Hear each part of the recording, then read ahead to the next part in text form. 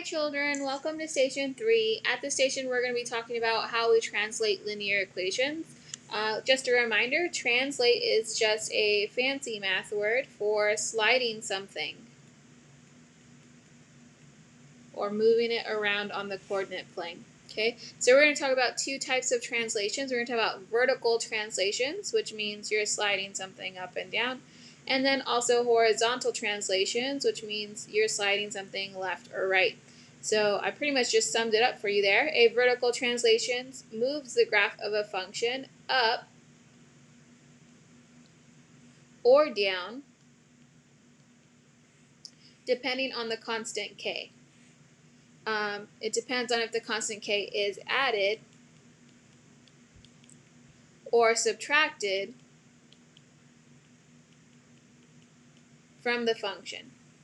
Okay. Now horizontal translations move the graph of a function right or left depending on if the constant k is added or subtracted from the function, from the x in the function. So that's also a very important piece right there, is that in a vertical translation it's being subtracted from the function, whereas in a horizontal translation it's being subtracted from the x value. And so if I've gone over this with you before, you might recognize this as this is what happens outside the parentheses of the function, and this is what's happening inside. Or not. Let's see. Inside. Better. Okay? So we're going to look at this function as an example. The function here is f of x equals 2x plus 1, or we also remember f of x is a fancy way of writing y, so this is the same as saying y equals 2x plus 1. Okay, so our function here, this is a linear function.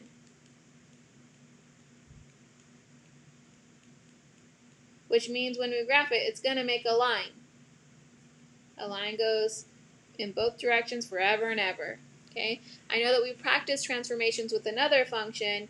You practiced with the absolute value function, which looked like that. Okay, that's not what we're practicing with today. We're practicing with what happens with a line. Okay, so now if I decide to translate it to 3 units down, what this means is I would take f of x, so our new equation would be g of x, right? And that would be the original equation, f of x. And I would subtract 3. Okay? If I was translating it 3 units down, it has to happen outside of the function. Okay? Well, I know that f of x equals all of this stuff. So instead of writing f of x, that's what I'm going to write. I'm going to write 2x plus 1 minus 3. And I know how to do math, so I know I can do 1 minus 3, and 1 minus 3 is negative 2. So this is my new equation after I've subtracted 3 to translate down 3 units. So if I wanted to graph this, I certainly could. I can come down here. I start with my beginning point, which is 0, negative 2, and I follow my slope, which is 2 over 1. So I plot my beginning point, 0, negative 2. And then after that, I follow my slope up 2 over 1, up 2 over 1, up 2 over 1, up 2 over 1, forever and ever. You can also go backwards, down 2, backwards 1, down 2, backwards 1, down 2, backwards 1. And of course, you have a ruler, so you should have a nice, pretty straight line. Ms. Rico doesn't have a ruler, so hers is going to be a little bit jacked up, but that's okay. So in this case, I see that my new graph would look like that. And in a second, we'll go back and we'll graph the original one and see how it changed from that new one. Okay. So now let's look at what if I decide to go left 3 units. Okay. Left 3 units is a little bit different. And hopefully you remember why. So when it's going left 3 units, that's happening inside to x. and it has to happen the opposite. So this would mean, I'm going to call this one h of x. It's going to be my original function, but now I'm going left 3 units, which means I have to add 3 to x. That means x, this 3 has to be wherever the x is. So if I look in this equation, the x is being multiplied by 2. So everything in here is going to need to be multiplied by that 2 as well. So I'm going to write h of x equals f of x plus, whoops, kind of went wrong there, didn't I? Equals 2 times x plus 3, and then I'm going to have plus 1 out here. Of course, the next thing I'm going to have to do is to distribute that 2. So I distribute this 2 here and here. I get 2x plus 6 plus 1, and I know how to do math, so this is 2x plus 7 if I simplify it. So again, this gives me a new graph. This is my new equation based on this translation. And I can see here b is 0, 7, but my slope is still the same. It didn't change. It's 2 over 1.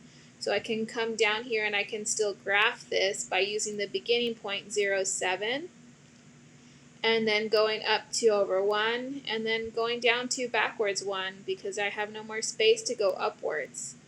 And once I have enough points to draw a straight line, I'll go ahead and do that.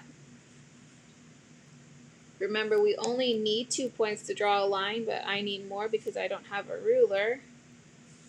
There we go. So here we see the 2 different transformations, right? And they look very different. And we're going to look at how is the actual change related to what they asked us to do. How is it related to these 3 units? We're going to do that by first drawing the original graph. So if you look back up here, the original graph is f of x equals 2x plus 1. So in the original graph, b is 0, 1, and my slope is 2 over 1. So I'm going to start at 0, 1. Let me scoot this up.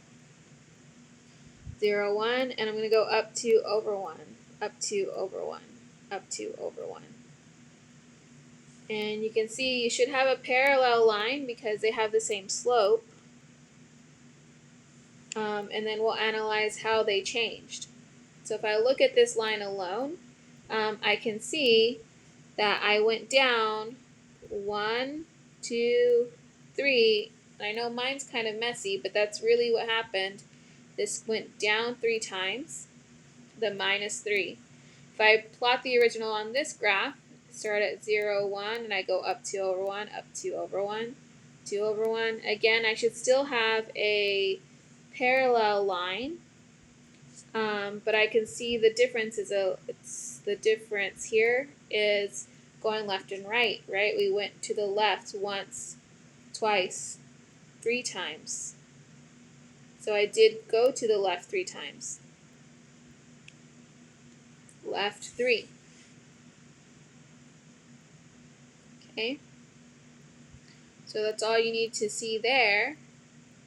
So those are the 2 different types of translations we did. I went down 3 units, or I went left 3 units, and you can see the difference in the graph here. You also see in the difference how I plugged it in. If I'm going left or right, it has to experience whatever x is experiencing. So here x is experiencing being multiplied by 2, which means everything in here has to be multiplied by 2. Just keep that in mind when you're working on these other 3 problems. So in each of these problems, you'll have 1 equation, you'll do 2 translations, and you'll graph it here. So it says perform both transformations in function notation, perform them on the given function, then graph both transformations in additional to the original function. So there, I should see 3 lines here, 3 lines here, and 3 lines here. Go ahead, get to work. You have about 20 more minutes to get this finished. That is more than enough time to finish those 3 graphs. I'll see you at the next station.